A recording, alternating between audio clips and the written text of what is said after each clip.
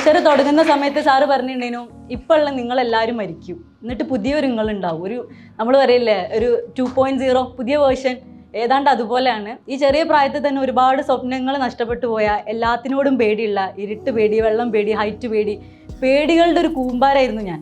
ഈ ചെറിയ പ്രായത്തിൽ തന്നെ എൻ്റെ ആരോഗ്യം ശ്രദ്ധിക്കാതെ, അല്ലെങ്കിൽ എന്താ പറയുക, കരിയർ ഇനി ഒന്നുമില്ല അത്രയും വിചാരിച്ച് ഡിപ്രസ്ഡ് ആയിരുന്ന എനിക്ക് ഇത്രയും നല്ലൊരു എന്താ പറയുക ജീവിതം സമ്മാനിച്ച സാറിനോടുള്ള നന്ദി എനിക്ക് എത്ര പറഞ്ഞാലും മതിയാവില്ല.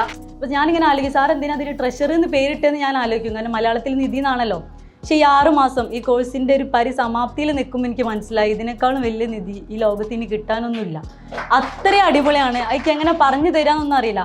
നമ്മൾ എന്തിനിങ്ങോട്ട് വന്ന്, അല്ലെങ്കിൽ നമ്മുടെ ഉള്ളിലെ ശക്തികൾ നമ്മൾ വിചാരിച്ചാൽ നമുക്ക് ഇനിയുള്ള ഭാവി നമുക്ക് തന്നെ, ലോ ഓഫ് അട്രാക്ഷൻ എന്നൊക്കെ പറയുന്ന പോലെ നമുക്ക് നമ്മുടെ ഭാവി തീരുമാനിക്കാൻ പറ്റും, നമുക്കത് കൺട്രോൾ ചെയ്യാൻ പറ്റും എന്നുള്ള ചിന്തകളുടെ ശക്തി എന്താണ്